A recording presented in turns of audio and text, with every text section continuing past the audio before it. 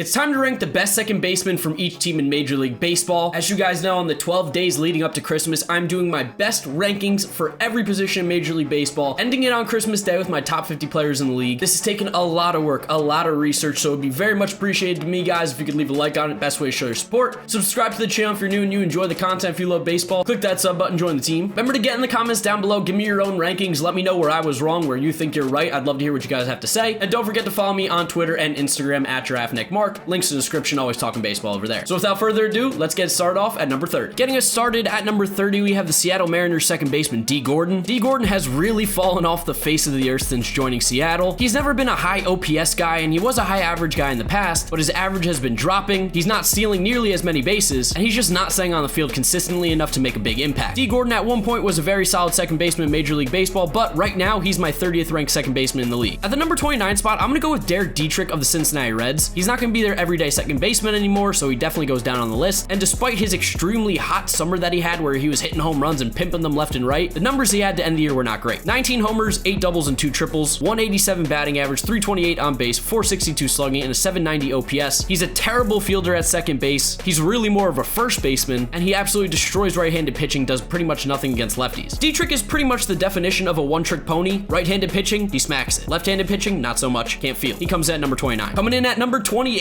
is the former Chicago White Sox second baseman Yolmer Sanchez. Now, Yolmer Sanchez is the exact opposite of Rougned Odor. Can't hit a lick, but he is disgustingly good in the field. At the plate, you're looking at a guy with a 638 OPS. He had 26 extra base hits last year, doesn't steal bases, doesn't walk. He offers you almost no production at the plate, but defensively, he's extremely solid, and that's where his value comes. He's one of the best fielding second basemen in the league. Put him at number 28. At the number 28 spot, I'm gonna go with newly traded San Diego Padre Jurickson Profar. Profar can play a variety of different positions, but it seems like he's gonna be a second baseman with San Diego. While he does provide some pop with the bat, he doesn't do it at a consistent enough basis to make an impact. We saw him have a strong 2018, but 2019 he took a step back with an OPS at 711, batting average 218, on base 301, and slugging at 410. Combine that with his below average defense at second base, Jurickson Profar just isn't good enough yet to crack the top 25 in his own position. That's why he's at number 27. For number 26 on my list, I'm gonna go with Ben Zobrist, former second baseman of the Chicago Cubs and Kansas City Royals. Zobrist only played in 47 games in 2019 due to personal issues, so he didn't see a lot of time on the field, and in the limited time that we did see him play, he really wasn't great with a 671 OPS, only having 6 extra base hits. I'm not sure if mentally his head is going to be there anymore. It seemed like he was a bit out of it last year. He has the ability to be much higher ranked on this list, but I'm just not sure whether or not Ben Zobrist really has it anymore in him. Getting our top 25 started at number 25, we've got Mauricio Dubon of the San Francisco Giants. Dubon was acquired in a trade with the Milwaukee Brewers during the trade deadline, and he had a pretty nice 28-game span with the San Francisco Giants. 4 homers, 5 doubles, 9 RBIs, hitting 279 with a 312 on base, 442 slugging, and a 754 OPS. He was a tough player to rank because we really haven't seen enough out of him to make a big judgment, but it seems like he has a solid enough bat along with a solid enough glove to be pretty productive at second base. His ranking can definitely go higher as the year goes on, but right now before the season starts, I'm gonna put him at 25. At the number 24 spot, we've got Rougned Odor of the Texas Rangers. Now, Rougned Odor does one thing, and that's hit home runs, but outside of hitting home runs, he is basically a useless player. He struck out a league high 178 times last year, 30 homers, 30 doubles, which is nice, but he hit 205 with a 283 on base, 439 slugging, and an OPS of 729. Combine that with below average defense at second base, Rougned Odor just really doesn't offer a lot besides the long ball, which everybody is doing nowadays. And that's why I put Rougned Odor just inside the top 25 at number 24. For the 23rd best second baseman in Major League Baseball, I'm gonna go with Brian Dozier. Now, Dozier has definitely fallen off. He used to be a top 10 kind of guy, crazy power, good glove, but recently Brian Dozier has just not been the same player. Slugging percentage has been down from his years in Minnesota. Batting average is down, not playing as good defense. I still think that he has the tools to be a very good player, which is why I put him at 23. He's just not good enough to really crack that top 20. At the number 22 spot, I'm gonna go with Wilmer Flores. Now, I love me some Wilmer Flores, so maybe this is a little biased having him at 22, but I think Wilmer Flores is a really solid player when healthy and given the playing time. Against left-handed pitching, he absolutely destroys them. And against right-handed pitching, he's improved his game a lot. And in 89 games last year with the Arizona Diamondbacks, he hit 9 homers, 18 doubles, and 37 RBIs, with a 317 average, 361 on base, 487 slugging, and 848 OPS. Those are really good offensive numbers. Defensively, he's definitely below average. His range isn't great, but I think Wilmer Flores is a really solid hitter, and given the right amount of playing time, can be super productive for a team. Just missing out on the top 20 at number 21, we've got Jason Kipnis. Kipnis, similar to Brian Dozier, has fallen off recently. During his all-star years in Cleveland, he had an OPS above 800, hitting close to 300, a decent slugging percentage, but the last couple seasons with Cleveland, he's taken a step back in the power department, he's not walking as much, and his defense has actually gone downhill a little bit as well. well. Kipnis at one point was a strong bat in that Indians lineup, where now he's going to feature probably as a secondary piece in whatever team he signs for. 21's the right spot for him. The 20th best second baseman in Major League Baseball is going to be Ryan McMahon of the Colorado Rockies. Now, I actually thought Ryan McMahon had a pretty decent season, but his numbers didn't look as great as I thought. 24 homers, 22 doubles, and a triple with 83 RBIs in 141 games last year. 250 batting average with a 329 on base, 450 slugging, and a 779 OPS. Especially playing in Colorado, I expected his numbers to be higher. Now, I think this next season he's definitely going to take a step forward. I like his swing a lot. And defensively, he's a plus defender at second base. Last year was his first full season, so let's see what he can do in 2020 before we really start calling him one of the top second basemen in the game. Number 19,